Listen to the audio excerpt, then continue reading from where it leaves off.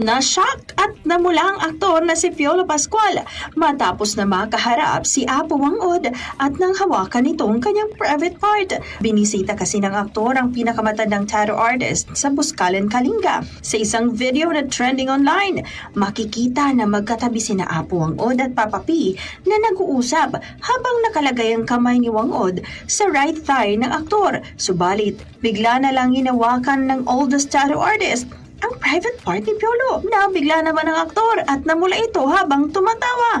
Maalala na maging host ng noontime show na si Paulo Ballesteros ay hinawakan rin ni Wang-od nang bumisita ito sa tattoo artist noong 2019. Samantala, iba-iba naman ang naging reaksyon ng mga netizens matapos masaksihan ang ginawa ng tattoo artist kay Papa P.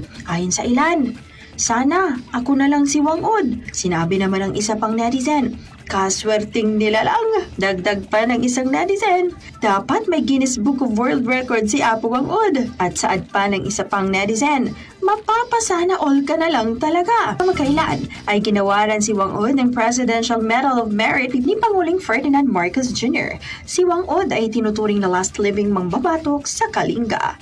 Yan ang ating entertainment news. Alex Foraket, Tatak, Armen.